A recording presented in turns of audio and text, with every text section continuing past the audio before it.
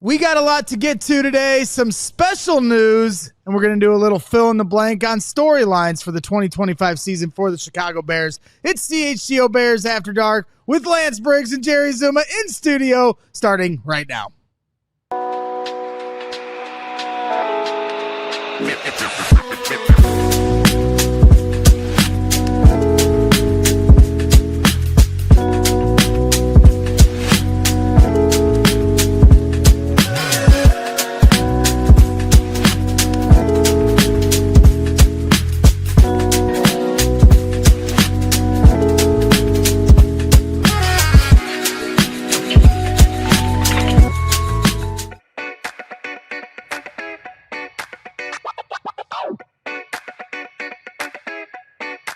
Welcome back to another edition of CHGO Bears After Dark, presented by Circa Sports and Empire Today. Shout out Circa. Download your new bookie today at circasports.com. Must be 21 or older. Gambling problem? Call 1-800-GAMBLER. I am your host, Greg Braggs Jr., and alongside me, as always, is Jerry Azumah and Lance Briggs back in studio once again. Let's go. How we doing today, guys? What's the vibe check like? Well, I can breathe slightly through my nose this week. Thank you. I did. We'll see. We'll see. I The brought whole some roll. Tissue. I did bring a roll of tissue just in case, but feeling better. Feeling better? How you feeling? I How you feel feeling, great. Jerry? I feel great. I mean, you had some pretty big news here. Obviously, this is a feel good. pre-tape because I'm going to be in Florida here next week, so we taped this a little earlier. Pull behind the curtain. But you were named to the NFF College Football Hall of Fame ballot. Yeah. Congratulations Yes, there. man. That's I big appreciate time. that. That's big Thank time, you my very, friend. very much. Yeah, so Really appreciate that. Yeah, Bro, you had 53 carries? I did. In one game, yes, against UConn. Listen, that's unheard of. Like, nobody – like, you want to talk about tough running backs now, and this was a great running back draft class, but none of them, not one of them, got the ball 53 times. It's a different era back then. It's a different area. Different era. People forget that Chip Kelly was on the coaching staff as Yes. well. So Yeah. he introduced me to the inside and outside zone. So we ran that to perfection. But we didn't really have much of a throwing game. So we had to rely on that running game. Right. And we were pretty good at running the ball. Do you know how many running backs in today's game you would need to have 50 to spread out 53 carries? It's a lot. You need at It least was a lot. But I also had the youth on my side, too. yes. Young, fresh legs. what was that recovery week like for you? I just bounced back the Bounce next day, back. baby. You damn Bounce right, back the yeah. next 53 day carries like it the was next nothing. day. Nothing. I mean, some different stats. I mean, the one that stood out to me: 329 rushing yards in one game. Yeah. Now was yeah. that Hofstra. wasn't that was Hofstra? Yeah. Okay. They Yeah. don't even have a have football. football. Yeah, they don't even have a They football. need to bring it back. Now. You talking about Hofstra? Yeah. Yeah, I ended them. Yeah. That's funny. I They know got some ended. Hofstra alums too. Let them know. Your memories of because you had a couple games over 300 yards, right? I did. I mean, that's pretty wild. I was pretty good back then. Braggs, listen, if I played against Jerry and he had 53 carries, I'd have 60 tackles. Oh my Near god! him. You still would have won the game though. Probably based off of our Come through records. the B gap. Come through the B gap. Oh man! Another thing that I wanted to shout you out, just reading through this, transcript and everything from the announcement. You got a degree in sociology and a minor in justice studies. Yeah. So I wanted to be a lawyer. You wanted to be a lawyer. I wanted to be a lawyer at first, but the NFL came knocking, and they were like, "Try this," and I was like, "All right, I'll try it." Yeah. I'll try backpedaling. I guess I've never done it before. I mean, what was that like for you guys? I have a good friend that played for Purdue basketball, and a game would end in the middle of the night in Rutgers, and they'd have to take the flight back, and I'd be like, "Hey, rest up, man." And he was like, "I got to do homework on the flight home. There ain't no resting." So what was that like for you guys to have to balance, your academics and chase your, athletic, dreams? Well, I can honestly say that it's been a pleasure to watch my kids get, 3-point, 5s, almost 4.0s. Nice. Because I was nowhere near that when I was in high school. Okay. When I was in there. I wasn't near that either. I wasn't even at school. And when I was at college, when I was at college, I would go, on probation and then I'd get off and then go on probation and probation. Get off. Yeah, when my goodness. During football season, there was a lot of distraction. Yeah, I understand that. Spring, I would focus on my books and get it out of there. Just the spring. Just spring, yeah. Gotcha. So it was spring, it was fall. And then football. Yeah, football. Yep. And so there was, I remember our basketball team was getting ready to go to the national championship in 2000. And then one of the other years, the Arizona Diamondbacks were in the World Series against the Yankees. Yeah. And it was Kurt Schilling and Randy Johnson. Yeah, it was that last game. It was in Arizona. And everyone called me. They're like, hey, we're going to drive up. I had a test the next day that I had been studying for. But if I don't fail this, I'm out. Like, this is supposed to be spring now. Right. You know what I mean? This is spring. So if I go, I'm going back home. I got to explain to my mom why I got kicked out of school. So I told them, I said, listen, I can't do it. It was 2 times. I said, I can't do it. I have to do this. I heard it. I watched it on TV. I watched it and was excited. The basketball team, I said the same thing. I said, listen, it's too important. My books are too important. I'm going to miss it. We ended up losing, but they tore down 4th Avenue, flipping cars, bonfires and all this stuff, Sounds about right. Yeah. So to me, I felt like I was very responsible at a younger age. I mean, I feel like I was always a pretty good student, so I was always prepared.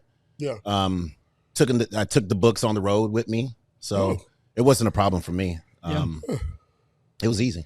They have tutors traveling with you guys or anything? No, like tutors. teachers? No, there were no tutors. Nothing like it was that? just us. Yeah. Some New Hampshire all it things. was. Yeah. We hit the books, baby. I didn't know. I'm sure there were teammates I had at University of Arizona that took books with them. I just don't know who they were. You don't know who they were? I don't know who they were. No. The books that I took on road trips was our game plan. Well, that's a good one to take. Oh yeah. I studied it hard. See, my trick in high school was to do as little as possible, not show up to school, to the point where they were so sick of me that they just let me graduate, so they just wouldn't pushed you through. so they'd never have to deal with here. Get your degree and never come back here. Just push you right on through. They're like, get your degree, streak across the for graduation, like you're gonna do, and get out of here. And never return. Get them out of here. And that's why I had we moved to a different school system, because I just didn't want my Addison to have to carry the Bragg's name at Crown Point. Shout out to Crown Point High School. I'm sure they never guessed that I would get to this point here hanging out with you guys. So now look at you now. Look at you now. They want to put you up in the rafters now. That's right. So Jerry, you were at Hallis Hall for practice. I was there. What was that like for you to? I mean, you got to hang out with some of the guys and the coaches and the players at the Bears Care Gala, but now you got to watch them go to work a little bit. Yeah. What was that like? I mean, the whole day was fun. I mean, it was an alumni outing, so I got to see a lot of guys that I played with. Yeah. So it was good to see them. And we had a little barbecue set up and things like that, and just watch practice. But I like what I saw. I mean, they have a long way to go. Let's just be honest and be real about that. What do you mean by offensively that? And defensively, they're just not clicking right now. But everything is brand new. What I really appreciated was I felt like the coaching staff was really coaching the guys hard. They were really communicating with the guys, and that was very noticeable.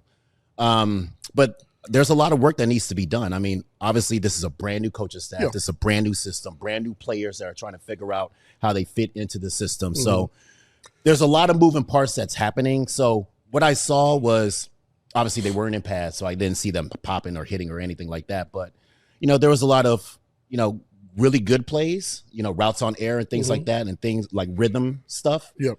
That they should have, and the timing, it seemed like, was there. But there was other times when they got all together in team situations, and it felt like it was just a little discombobulated. But that just happens. I mean, it's going to take time for them to get to where they have to get to. How's the defense? How's Tyreek Stevenson look? Yeah. You know what? I'm high on Tyreek. Absolutely, me too. He possesses all the traits to be a top-notch corner in the NFL. It's just mentally he has to get there. And I just think that'll come over time. Last year, what happened, he took ownership of what happened and things like that. And I'm fine with that, taking that ownership. But now with this defense, it seems like he's going to be locked up a little bit more. So he's going to be matched up. And I think that he's better in man-to-man coverages. So I was watching him close when they were, doing like their one-on-one drills and things like that. And he looked really good. He looked really sharp. The secondary looked sharp. But I said time. yesterday, the social media team for the Bears is doing Tyreek dirty. They keep every highlight they show of like a deep pass. It's Tyreek in coverage, and it's like there's not like they're just like picking on him at this point because like I'm sure there's other passes being completed. If I'm Stevenson, I'm like, hey, can we mix it up here a little bit? Stop putting me on. That's what happens though. That's part of what happens when when something like that huge happens. You're going to get subtle reminders. Even down the time. It doesn't just go away. Hey, make sure you're paying attention on that. Okay. Hey, this is a Hail Mary situation. Hey, Tariq, make sure you're where you need to be. Okay. You have number 2. Right. Hey, you got number 2. There's going to be reminders all over the place. Tariq, what number do you have? But I do like the kid. I really like him. I think that he's going to be really successful in this league. Physically, he can do everything, but mentally, I think that a year of growth is going to help him, and I think that he's going to be solid this year. Well, the offense did have a 2-minute drill here where they were able to finish 90-yard drive for a touchdown. They finished with a pass to Kyle Monungai for a touchdown. Zacchaeus, Olamide Zacchaeus, the wide receiver they got from Washington, had like a 40-yard catch to kind of get the drive going, reportedly. Obviously, this is close practices to the fans. But, overall, Ben Johnson said that the defense has been ahead of the offense, that the offense hasn't really won many days. And I know you're used to this because back in the day going all to of us camp, are used to it. Yeah. This is what it is. Going to camp, like, you guys would just, like, and the other one that I remember is when Khalil Mack, because the first year they traded for him, it was after camp. And then the next year, he was like blowing up every first-team rep. So I guess my question to you guys is, and I'll start with you, Lance, like, how hard is it to let an offense develop when a defense is that far ahead and maybe has a little more veteranship and a little more talent, but your offense is your teammates. You're trying to help them develop, but if they can't get their wheels with a little bit of momentum, because you guys are just dominating them every first-team rep, is that helping or hurting? Well, I can tell you right now, the best thing that we can do defensively is not let them do anything. They have to earn everything. That's right. And realize, listen, if we're able to move the ball or have any success against this defense, this defense who's probably a top 2 defense in the league, we can move the ball against them. We can move the ball against anyone, and that's the way you have to look at it. You don't look at it as, oh man, we ended practice on a good defensive play. Okay. It was a good defensive play. He made a great play. And you say, okay, we're going to do it again because we want to end on a good offensive play. And you spend the next 10 minutes trying to find that before. Yeah, you know what I mean? Like, it was a long time. No, we didn't get. No, it's. Listen, we're working to get to the point where that last play, it could go offense or defense. Right. It's not just dominated by the defense. That's when you're etching a little bit closer. But then you get against another team. You get against another team, and you're like, man, this is a lot easier than. Like, this is nothing compared to what I'm used to playing against. That's right. And also, we're not worried about the offense. We're worried about the defense. You know what I'm saying? Like, the offense got to figure their stuff out. We're not worried about anything that they're doing. We're worried about us. And as long as we're clicking and we're doing the things that we have to do to get off that football field, because that's our job, to get off that football field and take the ball away, then that's what we're going to do. But we're not worried about the offense. It's all about the defense when we're out there. When you guys talk about, hey, now we get to go up against a different team and it like makes things easier after everything we've had to go through playing our own defense. The Bears have 2 joint practices here this year, I think, against the Bills and the Dolphins. Dolphins, right? And so, did you guys ever get to play in joint practices? Yeah. We did. Yeah. I never did that. With the St. Louis Rams. Oh, okay. Yeah. You were on the team. Was it? Oh, yeah. Yes. We did. Lovey's first year. That's right. We did. Lovey's first year. We did. We practiced with the St. Louis Rams. Did they come to you or you go to them? We went somewhere. Yeah, I think it was neutral. It was neutral. And And what we learned there, because I think we were the youngest team in the league at that time. They were one of the oldest teams in the league. Mm-hmm. So you saw a difference in how you practice. You know what I mean? And most of those guys came out with practice pants, no shoulder pads. We came out full gear. You know, and it was every day. Yeah, every day. They were like, "What are we doing? We're gonna have to take this off because they're veterans. They know how to practice. We were young, and we had to learn how to practice with them. Yeah. So it was different. It was different, but it was fun. I like this trend that's happening in the NFL right now with practicing against different teams in the NFL. I think that's going to kind of overtake what's going on in the offseason, especially in the preseason. Mm-hmm. And then hopefully that takes over some of the preseason games. Yeah. You know what I'm saying? I think it's going to echo to NCAA too, especially in the spring. Yeah, the spring game is obsolete now. Yeah, it's obsolete. There's a lot of people that are actually getting away from the spring They're game. getting away from it, you know, and so what it's going to open the door for, hey, let's have a joint deal where our college and your college comes out.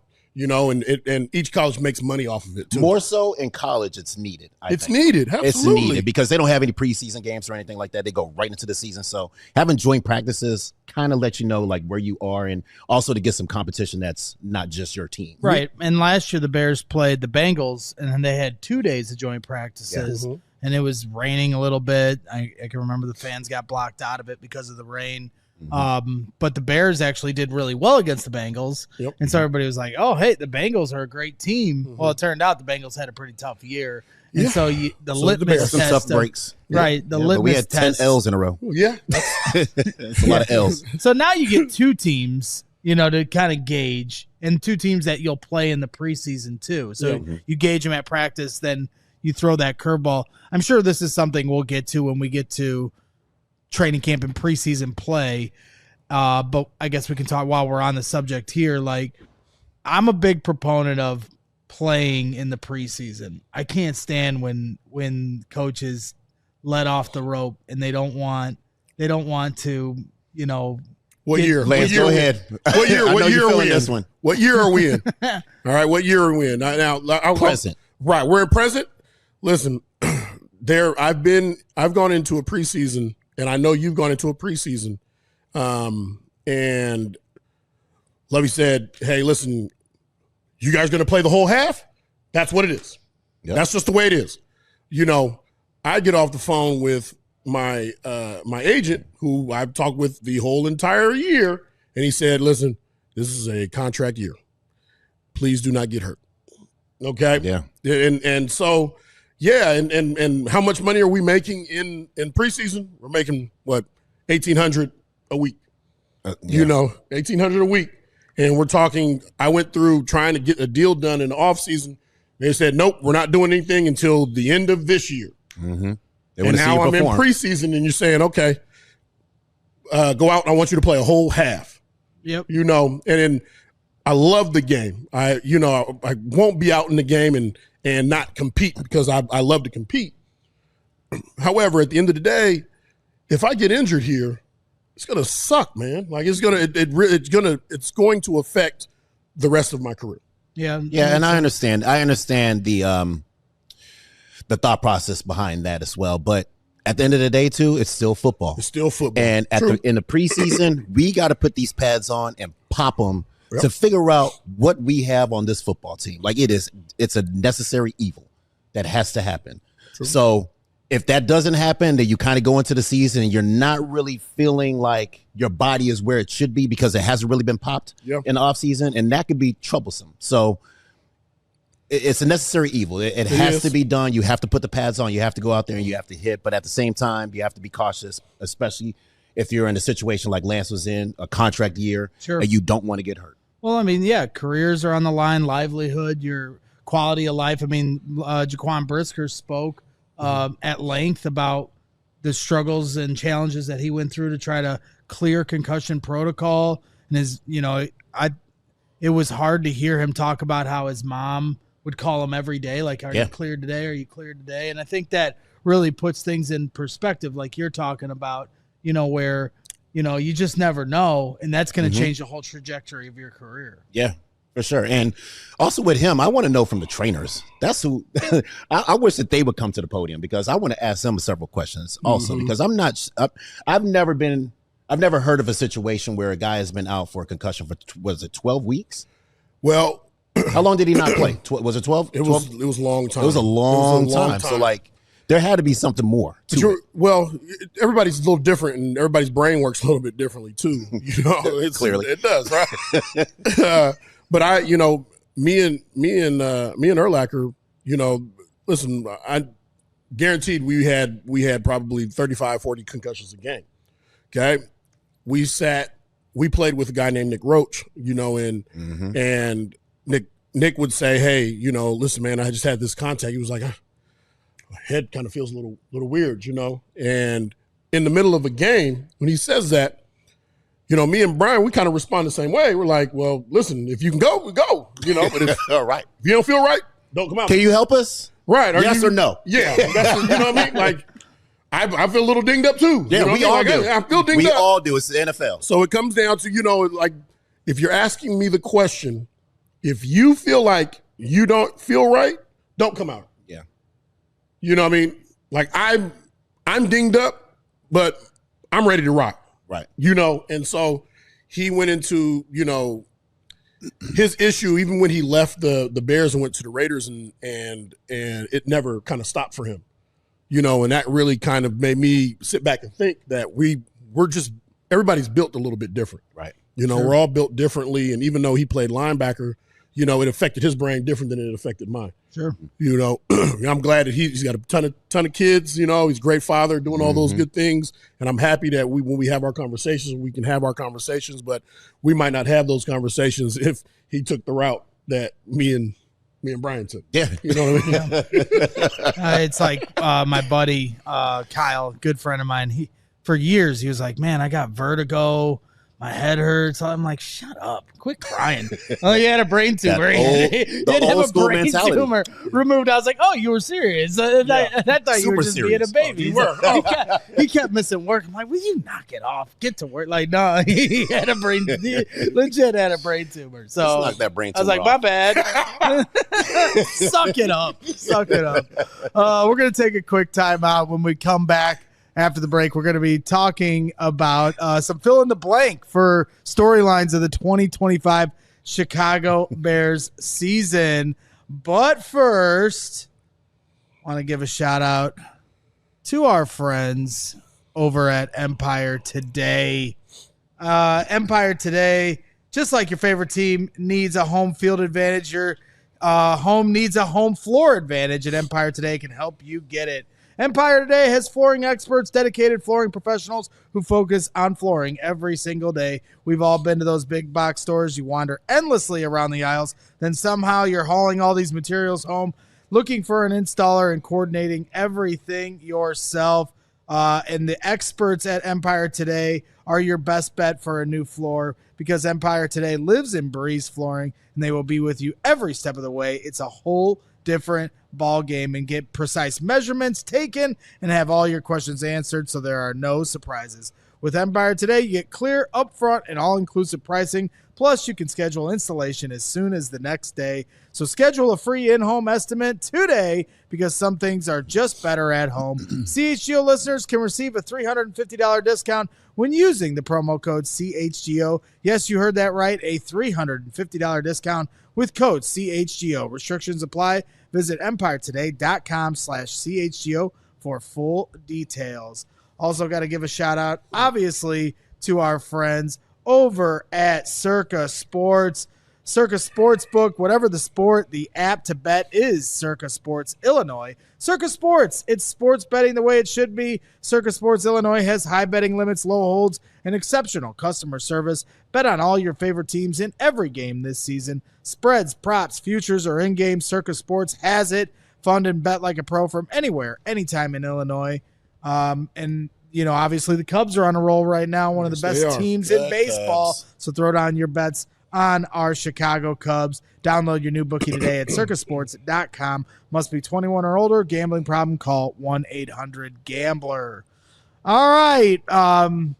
Lance Briggs, Jerry Azumah, back at it here in studio on CHGO Bears After Dark. Make sure you hit the like button while you're hanging out. We appreciate everybody tuning in here to another edition of CHGO Bears After Dark.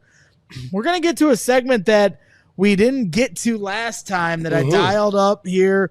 We had so much to talk about the last few episodes, but we got a little fill in the blank I'm going to be throwing at you guys. And, you know, this will kind of set things up for a little bit of a roundtable discussion wherever you guys want to take this. But we'll start with some different ones here as my guy Joey here doing the ones and twos, doing a great job here in the background. Shout out Way to go, Joey. bud. Filling in for Steven, who's just a slacker sitting at home. No, it's okay. Steven, we love you.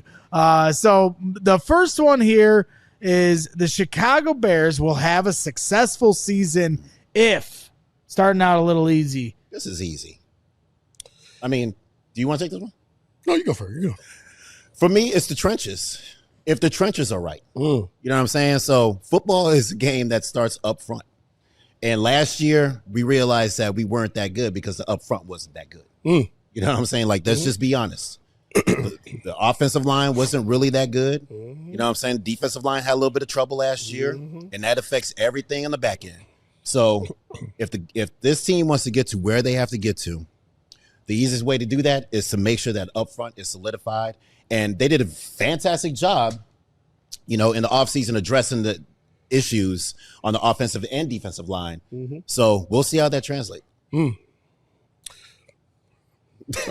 used to have Professor Briggs. I know, right? Professor Briggs goggles. Bears will have a successful season if the offensive line gels and stays healthy. Let's go. We have a successful run game. Yeah. How you guys feeling about Ozzie Trapillo? When you saw him, I mean, he's massive. He is a man. That dude is a giant. But what really fascinated me was the fact that he was so nimble on his feet. You know what I'm saying? He's like a dancing bear. And he has good explosion with his hands and his impact. He's going to be serious. Yeah. I can't wait till the pads come on. Because everybody looks good with pads off. I mean, everybody looks good. But when you put those pads on, now we're going to see what type of man you really are. Well, what worries me a little bit about him, you know, and there's no knock on BC, but he went to BC, you know what I mean? So I'm sure that he's got a lot of degrees. I'm sure he came out with he's a real smart guy, you know what I mean? But I need to know if he's a dog in the trenches. That's all. That's all. I'm sure, hey, listen, he's got nimble feet, dancing bear, you know, natural fit. We'll see. Yeah, I mean. The pads will tell us a lot. Well, and somebody that tall, I think we've dealt with this with Gervon Dexter, getting your pad level low. Makes it a challenge. Yep. It looks good to be that tall, but now you have a different challenge than the rest of your O-linemen to win that pad level. Yeah, but if your wingspan, you know, is what his is, then, you know, you can keep guys at bay. Yeah. And now you get to line up next to Joe Tooney as well. Yeah, some veteran leadership. Yeah, veteran leadership, and a guy that had in a pinch for Kansas City last year, had to play left tackle for the Kansas City Chiefs. So, you know, it seems like my money right now between Braxton Jones, who's still recovering from an injury, he's going to be limited when training camp starts, so he's already behind. Then you've got Karan Amagaji, who's, you know, it seems like splitting reps are rotating him. They are. And Ozzie Trapillo. My money right now is on Ozzie Trapillo to be the starting left tackle to start the year. Absolutely. I mean, right now he's performing well, you know, and I think that he's exceeding everybody's expectations. They wanted him to come in and compete, obviously.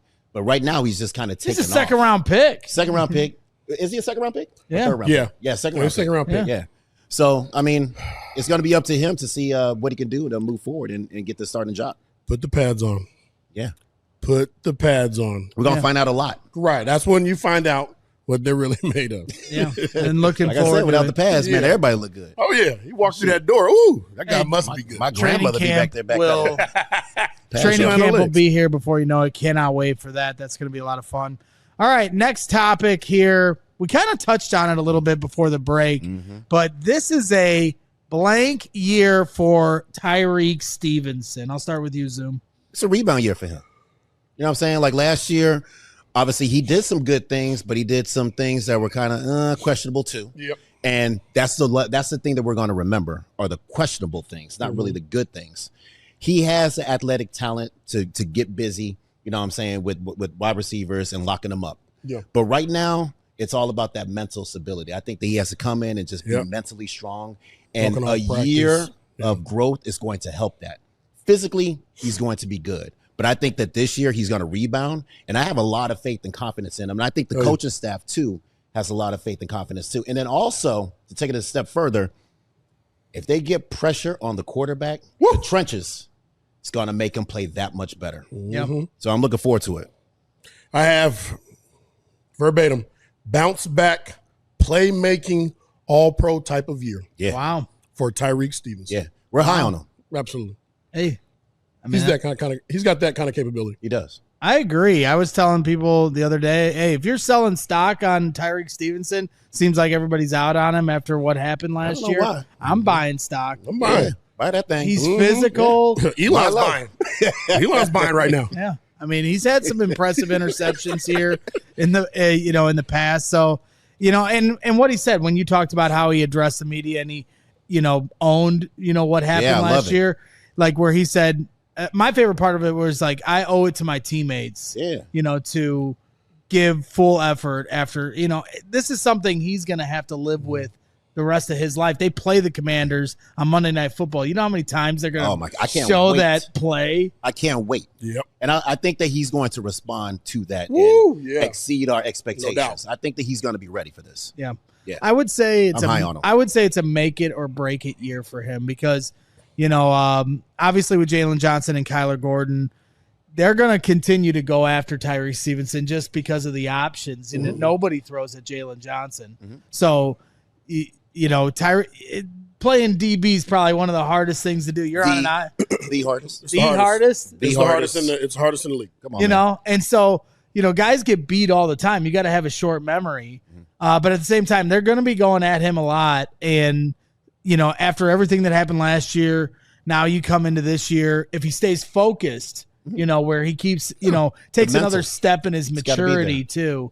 I think this is huge for him to become a veteran on this team. He's watched Kyler Gordon and Jalen Johnson get paid. Mm-hmm. If he wants to be that next guy to get paid, he's got to take the next step in his career. I think this defense is geared towards his abilities as well. Yeah. So they're going to be matched up a lot. Like I said, there's going to be some zone pressures and things like that. So the expectation for the ball is to come out quickly and for him to make plays on it. And I think that once the ball is in the air, I think that he's really exceptional at making plays. So in zone, I feel like that's not really his strength, but man-to-man is basically his strength. Yeah, and he's going to be matched up a lot. So I think there's going to be a big season for him. I have high expectations for him. Yeah, for sure. All right, moving on to the next one.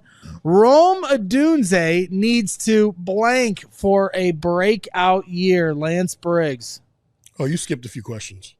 That's okay. We're moving around. I'm sorry. We're jumping around. I didn't skip. We'll come back to They're numbered here. I'm sorry. It's fine. Yeah. It's fine. I'm sorry, Professor Briggs. We went to like number fine. 8. Jeez. That was real quick. Listen, he needs to be consistent with his hands and dependable for a breakout year for me. I don't think that. What do you mean by consistent? I don't think that any of the receivers were consistent on a game-by-game basis. I think there were passes. Yes, there were errant throws from Caleb, but there were also throws that were on the money, and if everybody caught the balls it's not just him. It was a team of weapons that I think wasn't consistent each week, So and that's all. In order to be reliable, your job is to be a receiver. Your job is to block when you need to block, but also catch the ball when the ball is thrown. But so do it consistently. Be the guy that when he throws the ball, throws the 50-50 ball, you come up with it. You know what I mean? You come up with it on a high percentage. That way he can trust you. That way we all know where we're going to go. And it doesn't matter if the team knows where it's going to go. They can't stop it. Yep. I think he needs to be featured. You know what I'm saying? He needs to be highlighted. They need to get him the football. Now, I understand there are a lot of playmakers on this team right now. You know what I'm saying? There's a lot of really good wide receivers, good tight ends. DJ Moore. I think the running game is going to come alive, but I think that they need to feature Rome Odunze. Rome is big, strong, fast, powerful. He possesses all the good things to be a top-notch wide receiver in this league. They need to start featuring him and get him they need to break him out. So they need to say, you know what, Rome, you're going to be that guy this game. Yeah. And they need to get him the ball and let him spin because I think once the ball gets into his hands, he can be extremely dynamic. Yeah. My answer is Rome Odunze needs Caleb Williams to trust him to have a breakout year, because I think if you watch the tape, he's a dynamic route runner. He's getting open. Poor blocker, though. Yeah. Okay. Poor blocker. All right. Wide receiver. Yeah. Yep. And when you talk about those 50-50 balls, I mean, Caleb had really struggled with deep ball accuracy. Yep. And I just think that, he even referenced, when he spoke to the media last week or whenever it was about, priding himself on the 6 interceptions. Well, you got to throw a few more 50-50 balls to Rome Odunze. There were so many that were overshot, and I just feel like he's trying to perfectly place every ball instead of trusting Rome Odunze to do what he does best. Mm-hmm. And so use that skill.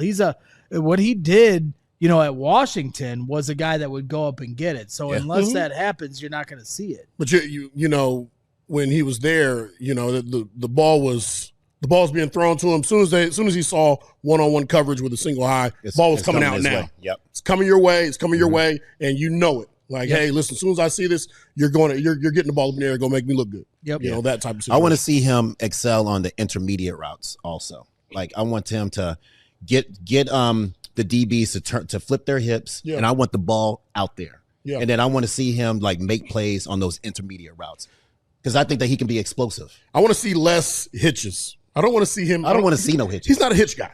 No. He's not the hitch guy. No. You know what I mean? No. When I saw him running hitches, I want to see deep in routes. I want to see deep, outcuts, things like that. I want to see him pushing. Well, and they did a lot of back shoulder fades last year. That was like the one go-to that him and Caleb had, which all the years of watching Aaron Rodgers and Devontae Adams and some other guys do that. To me, that's a high degree difficulty play and takes real chemistry to complete those. And they were doing that as rookies. So I think that's encouraging. So that's why, to me, if you can get to the next level of the field, all right, you got the back shoulder fade that's, 15, 20 yards on field. You throw it in a pinch against the Packers to win the game. All right, let's see the deep ball to, in the early portions of the game, because first halves were not pretty for the Chicago Bears. He needs to be featured. Yeah. It needs to be featured. Yeah, no question. All right, next item up for bid is Ben Johnson yelling at players during OTAs is... Go ahead. A lot. Look, honestly, these are professional. These are professional football players we're talking about here. You don't have to scream at us. We know how to play the game of football. You know what I'm saying? Tell us what to do and let us do it. This isn't high school. This isn't college where we need to coach them all the way up to be successful. This is the NFL. You know what I'm saying? Tell us what to do, and we'll go out there and we'll do it. Honestly, I don't really respond well to coaches that scream and yell. You know what I'm saying? It just doesn't do anything for me. And I understand that coaches get hot and everything like that. But at the same time, just tell me what to do. Don't scream at me. Just tell me what to do and just let me do it. Trust that I can actually do that. I mean, I don't really care too much for inside voices on the outside. You know what I mean? Listen, I've had coaches that yelled. I've had coaches that didn't. It didn't matter. It don't matter. You know what I mean? I do like coaches with good energy. You know what I mean? That really care about what's going on. You know, and hell, when mistakes happen, they're upset. Yeah, it's part of the game. But when plays are made, we're all excited. You know what I mean? To me, you can't have one without the other. You know what I mean? If you're an excitable type of coach, that's how you coach. Good, man. I'm gonna feed off your energy. If you're just a guy that listen, I just need you to get it done. This is what I need you to do, and you can give me all the whys, and get it done that way too. But like Zoom said before, we're all professionals. Tell us what to do. That's right, and we'll go get it done. Yeah, exactly. Yeah. And on top of that, I mean, also it's good to kind of go over the fundamentals. Yeah. But we don't need to practice put your hands on your thighs like this.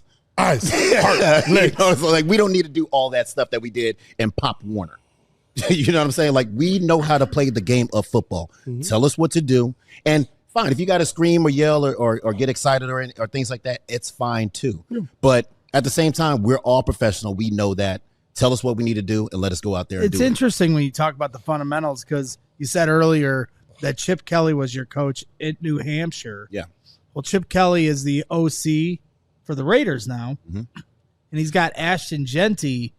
Like Ashton was known for standing straight up, Yeah. kind of like Jahmyr Gibbs does, Mhm. you know, in the backfield. That's like his signature thing in Yep. college. Well, he's got him like in more of a football stance, I guess, like where he's, you know, hands on the knees and in a like as a running back and somebody that played under Chip Kelly. Like, what do you think of that Doesn't matter. switch? It really doesn't matter. You know what I'm saying? It's all about, can I get to my spot from where I'm at? So all this pre-snap stuff with like, but your hand placement has to be here, your feet have to be like this, like all that stuff doesn't matter. Can you get to the A gap or the B gap or the C gap is what matters to me. I coach youth football, and that threw a big wrench in my coaching of how you're supposed to, be a running back. And when I watch them, and then I tell our running back, listen, I need a little bit of knee bend, and I want you, I want you in this position. I want you ready. I want you looking at where you're headed. I don't want anybody looking at the handoff. I want you looking at where you're going. I stick to my, I stick to my guns, and I say, listen, we're going to do it this way. Ashton Genty he's a great back. He's a great back, and he does it his way. When you get to that level, then you can do it. You get to that level. All those things. But right now, we're going to learn football the way that we need to learn it the right way. When you get to those levels, then you can do all the other stuff. Yeah, right. Yeah. I mean, can you imagine if a coach was like, "Yo, Lance, we're going to do a foot placement on pre-snap foot placement on where you should be and your knee bend and where your hand should be placed pre-snap." You're going to look at the coach like, "I know how to play football. I'm an 8-time, Pro Bowler." You know what I'm saying? Like, tell me what to do. Tell me where to go, and I'll be there. Be there. And to put a wrap on this part of it, talking about Ben Johnson, really dialed into the details and even yelling at guys at times. Just to be clear, because you were at practice and you said you liked how you saw the guys coaching them up. Did you see the right healthy balance of coaching up?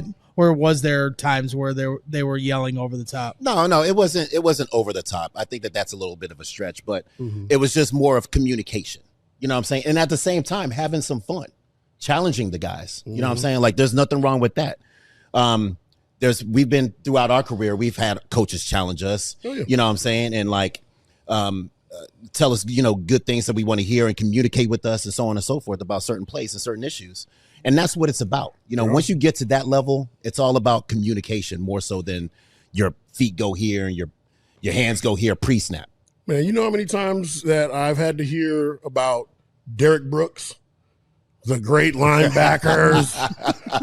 You want to be Every like a day Derek Brooks. We heard about this. I even heard about it. And then the new draft pick comes in and they talk about how fast he is and how many reps he did this. And, those were numbers more like Derek Brooks, So to me, that was, you can either fold or you can respond. This is all about how you respond. You know what I mean? And so, I took that as a challenge. Yeah, for sure. Well, you took it on well. When you talk about linebackers, Ruben Hippolyte had a forced fumble during minicamp. And so my question to you guys is, Ruben Hippolyte can get meaningful snaps this season if – start with you, the linebacker. Well, first off, Ruben Hippolyte sounds like somebody the Sumerians fought way back in the day. Like the Hippolytes, right? No disrespect. No disrespect. But I have listen. He's going to get meaningful snaps if he consistently shows that he can be in the right place at the right time. Special teams is going to be big for him early, but being in the right place at the right time and running to the ball, run to the ball. It's one thing that you have full control of, and he can do that every play. You do that, you'll find your way on the field. I mean, he's brand new. He's coming here from college as well, so he's got to learn the NFL playbook. So if he can basically learn the playbook fast, and figure out where he needs to be within this defense, I think that he's going to be good. But right now, the focus, I think, right now for him is special teams. Yeah. You know what I'm saying? Like, he's going to be a special teamer, but he's going to get some meaningful snaps. on the defensive side, if he's able to understand the playbook. You play against Detroit, Detroit's going to do 2 tight ends. They're going to run 2 tight ends. You run 2 tight ends, you're going to have to bring in an extra linebacker. That's right. So he's going to get play. We play the Steelers. We play some teams that have run games. You play against those teams, you're going to have an extra linebacker out there at times. So he's going to get on that field if he does the things that we kind of talked about here. Yeah, it'll be interesting. He's certainly going to have an opportunity. He's fast too. Yeah, he's super he was fast. jumping out. He was jumping out on that video. He's present. Okay, he's present. He shows up. Looking forward to it. We got to put those pads on. You got that Derek Brooks speed, huh? Okay. Yeah, we got to see those. We got to see him in pads. Okay, always. We got to see him in pads. Always. Everybody shows up with no pads on. I'm going to show up to House Hall in pads. Yeah. Why not? There are a few fans that make do sure you that. take it off before practice. All right, next one here we got for you is the Bears will have failed Caleb Williams this season if they do not provide him with a smart TV with ChatGPT for film session.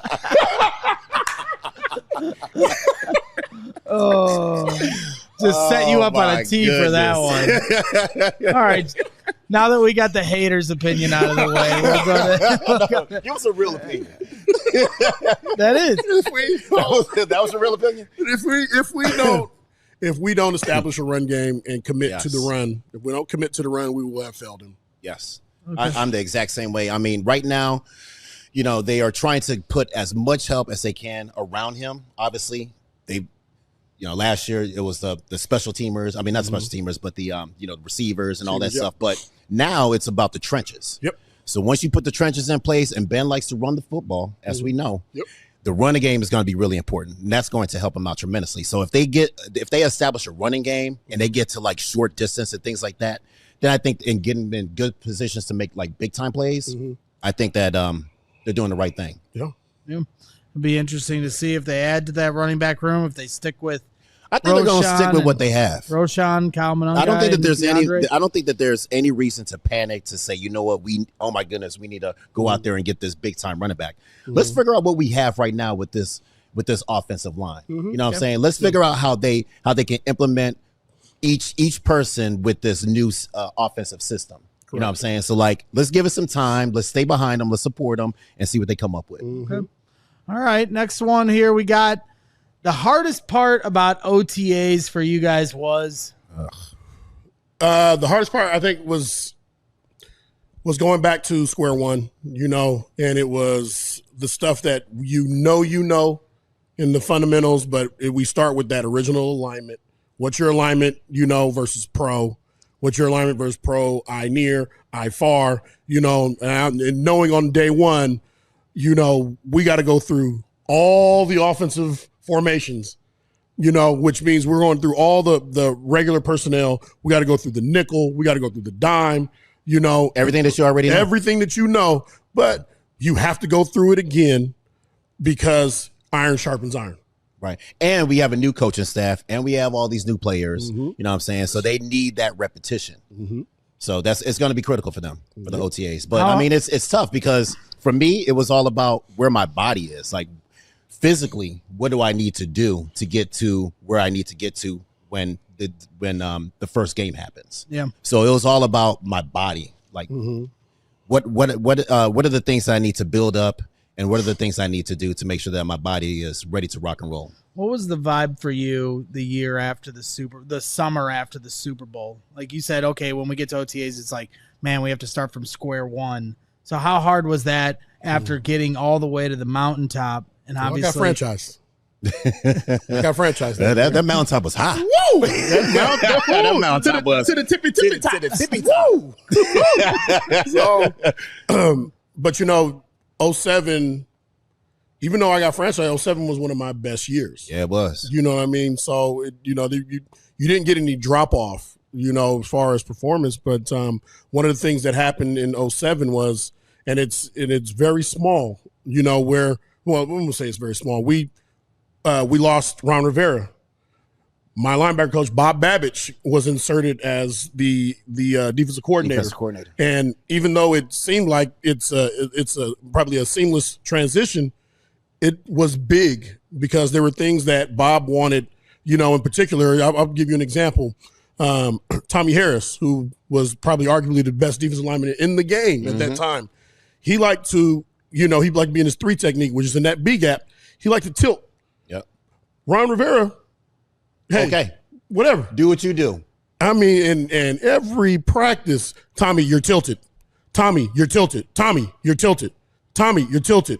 And even, some of the vets, especially the older vets, were like, Coach, why don't you just leave him alone? Like, we went to the Super Bowl with him tilting. Right. And now you want to correct something that doesn't need to be corrected, And that was just one example of the change. But you think about that, now take that and put it from the front 7 to the back 7 and all 11 players. Those small things were things that affected us, and we went from a number 1 defense to, on the back end of the 10. So, or I might even jumped out of 10, but for those 2 years, it was a transition, and we didn't get back to the Super Bowl. And that's what I'm saying is that you got to let the vets and let the guys that know how to play football do what they do. You know what I'm saying? You can't correct certain little things, because that throws them off as well. Sure. Tommy Harris, you can't correct that tilt on him. He is Tommy Harris. He knows how to get to the ball. Right. You know what I'm saying? Let him do what he has to do, and then we're going to be okay. He knows how to play the game of football. We're not starting from scratch with Tommy Harris. He ain't new to this. You know what I'm saying? He knows how to play football. Tell him what he has to do and let him do it. Yep.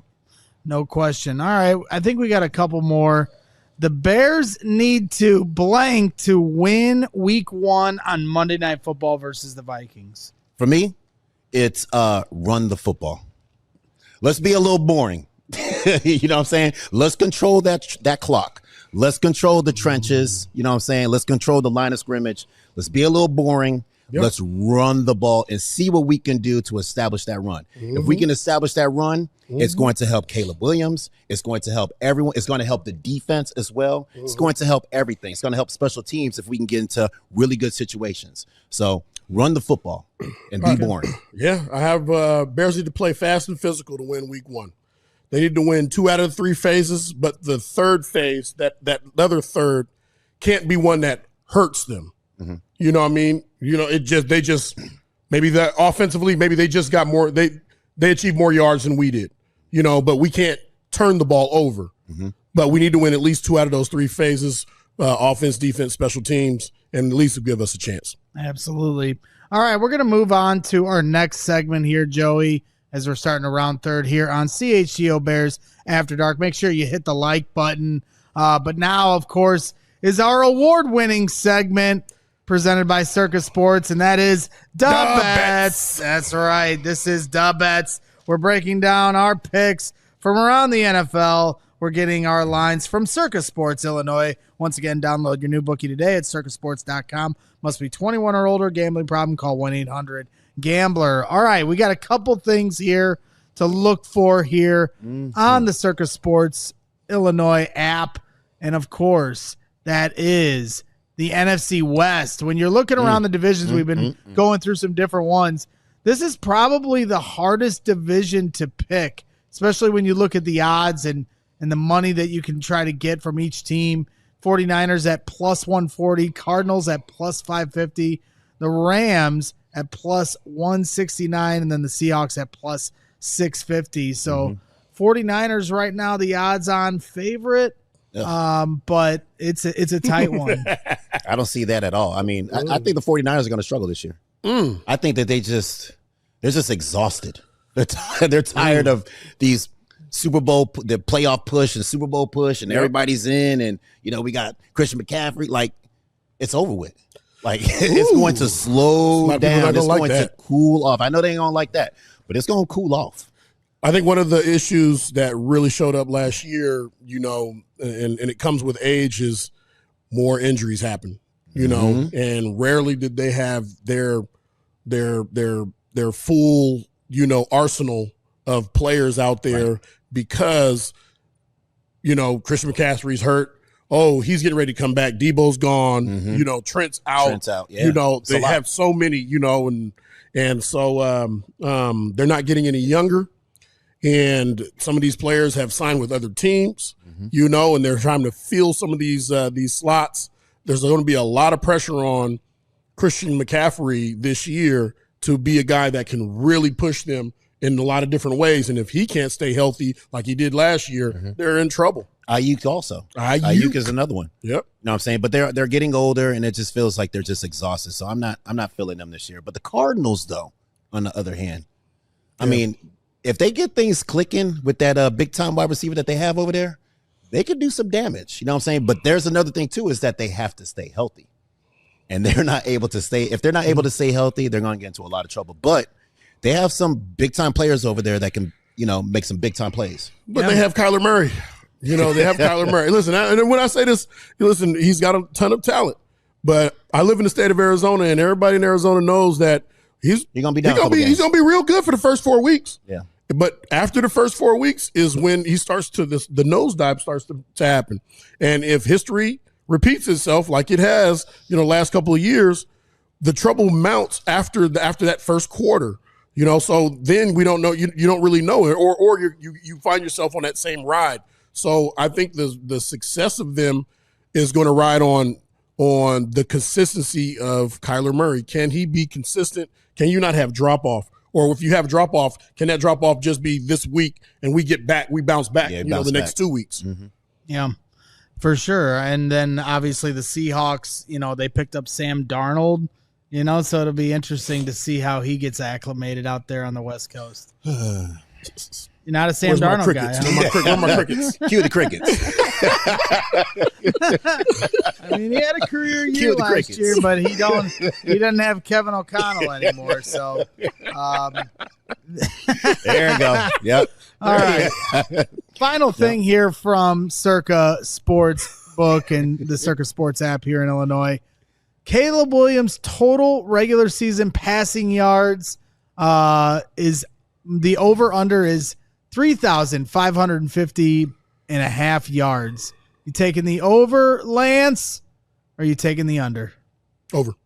Taking the over. Yeah, I think this is easy right here. I'm taking the over. Yep. Okay. Especially extra games that you get each year. He stays healthy. Yeah. All right. Interesting. Yeah, I would definitely take the over there as well. I mean, how many yards did he have last year? Yeah, I mean, I think it was over that. It was over, right? It was right there. So, 3,600 is 212 passing yards a game over a 17-game season. Yeah, he can do that. Let's go. Yeah. Let's hit the over. Let's hit the over.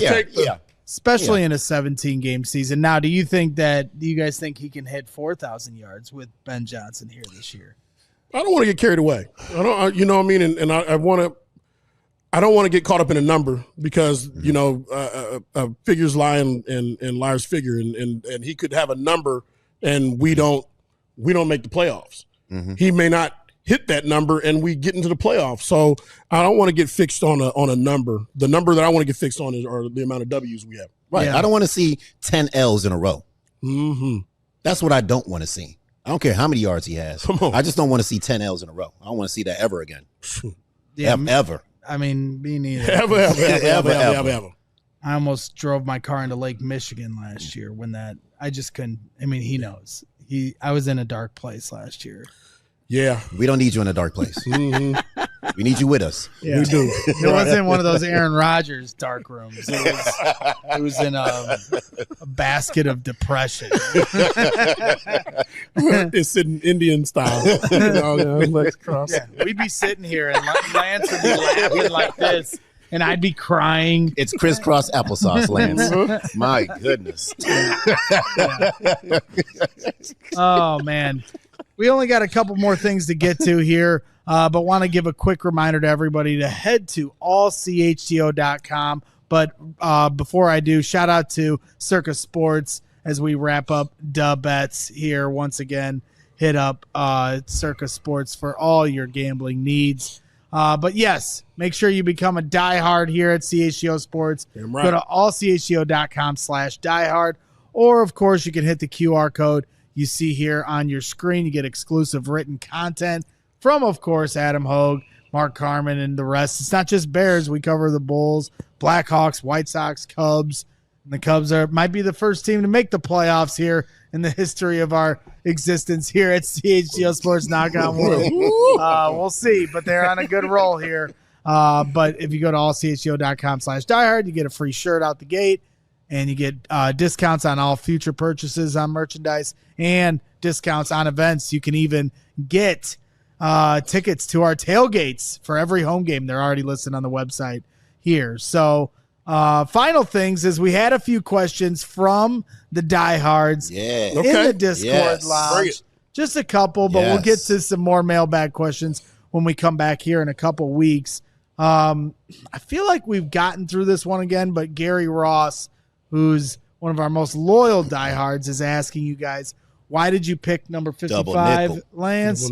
And why did you pick number 23, Jerry? Well, when I first got to the Bears, they gave me 46. Yuck. As a corner. I'm like, yuck. The ball is definitely getting thrown to my side with this heavy number. But 23 was taken. All the good numbers were taken. But after camp was over and the team decided on who was going to stay, 23 was available. And I was like, you know what, 23, my number in college was 25, but 25 was taken. But 23 in Chicago seemed like a pretty good number. You know what I'm saying? It seemed like a pretty good number, and it was available. So I said, you know what, let me hold that. Let me hold that for a little bit. Yes, you did.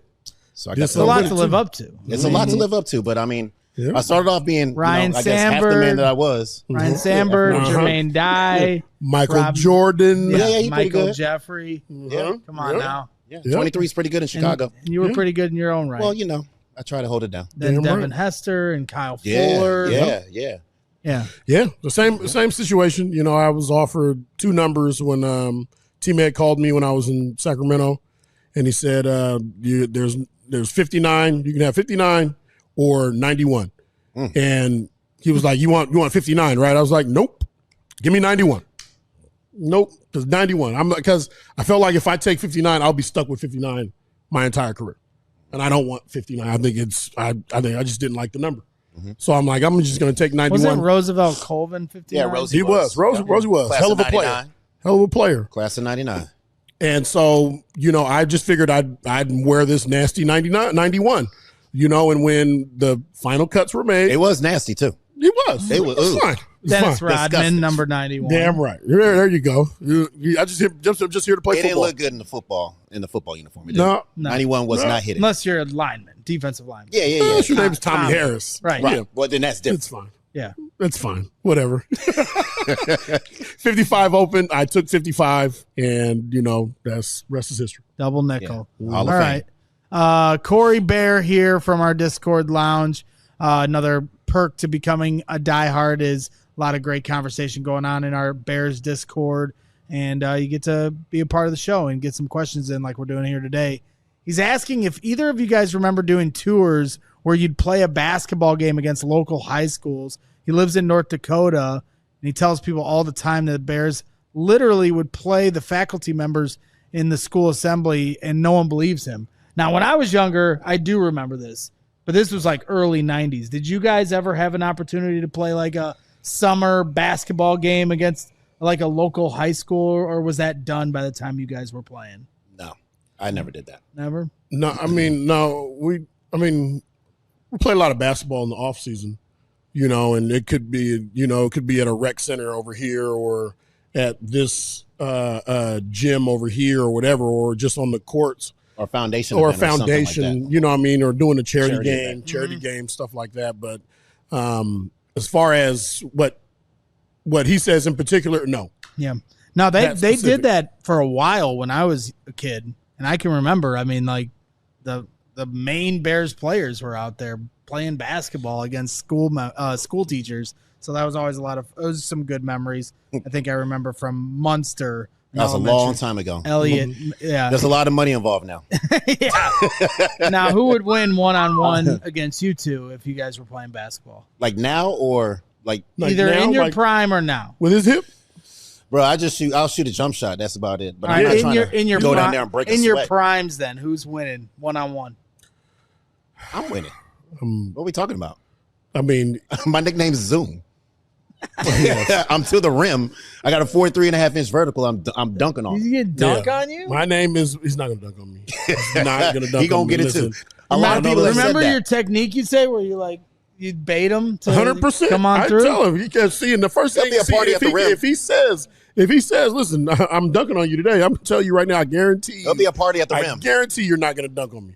Like, you can beat me. You might beat me, but you won't dunk on me. All right. You know, A lot of people have said that. And I'm got dunked on. And I'm gonna invite you in here. Go ahead. Go ahead. I'm not scared. I've heard Lance say that I'm not scared. I if like you that. try to blow by him, that he'll I'll just use that. I've heard Lance say that if you try to blow by him, that he will literally push you in the back and mush you into the wall. But you know, That's not even basketball. That's football. There it is. No easy buckets. But you put me in no easy buckets, and but that was the deal when you had basketball players and football players on the court together. Yeah. You know, the basketball players were cocky and they were good, you know, and they would always tell everybody, no, clear the deal. And I would watch, you know, the good ones, you know, they would drive and take them to the hoop and dunk. And then call you out like, hey, no, then they start waving everybody else, hey, no, clear the and I'll tell you right now, you will not dunk on me. I'm gonna tell you right now. Well, you're not gonna dunk on me. I'm gonna get to that rim. Mm-hmm. I'm going to get to the rim. All right. Please That would have been a believe that. sight to see it.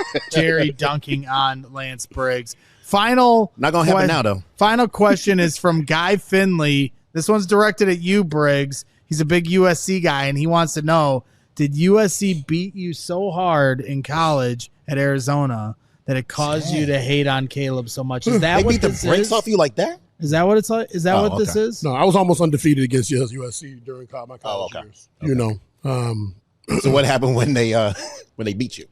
Well, when they beat us, it was they beat us at the very end of the game, and it was an interception taken for a touchdown to win the game. So defensively, it was a hard hitting game. Made a lot of plays. Matter of fact, that was one of those plays I remember tackling one of the running backs, Sonny Bird. Somebody they had. I swung around, and my knee banged into somebody's helmet, and it swole up like a grapefruit, you know, and had to be drained. You know, ended up having to be drained. But that was it was always a good game. I remember the year before we went out, we beat USC, I think 33-0. Yeah. Yep. And I remember right before the game, and one of my favorite players growing up, my favorite first player was Marcus Allen. Yeah. Marcus Allen was on the sideline. All right. And Marcus Allen, I wanted I'm like, dang, I really want to go up and meet Marcus Allen. Yeah, absolutely. You know, but before we're in warm-up, before I can do that, Marcus was close. He was like, we'll kick your ass today. What? You know, and I was like, okay, yeah, okay. Oh, yep. okay. All right, yeah.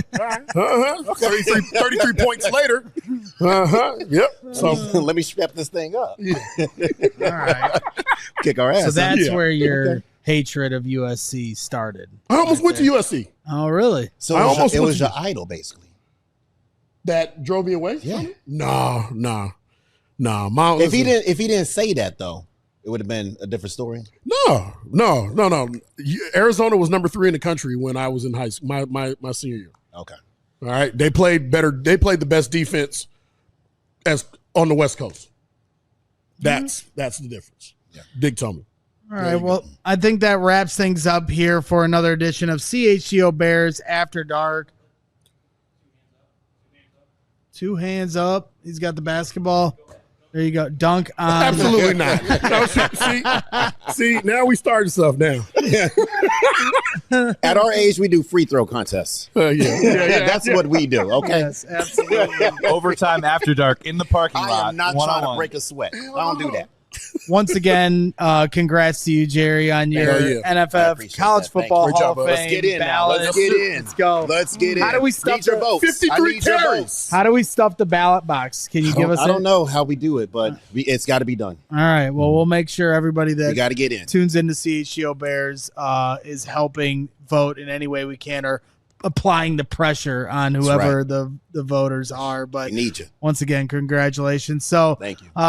good to see you here in studio, Yes. Lance. Yes. Back at it here. It's going to be a fun. Back home. Yeah. Didn't back even home. need these. Get these out of here. Oh, it's starting to run a little bit. Huh? Yeah. I was about to sneeze. Well, we're going to get through the rest of this summer, and training camp is right around the corner. But we're going to be having all the coverage for you here at CHGO Sports and, of course, CHGO Bears. So for Lance Briggs and Jerry Azumah, this is CHGO Bears After Dark.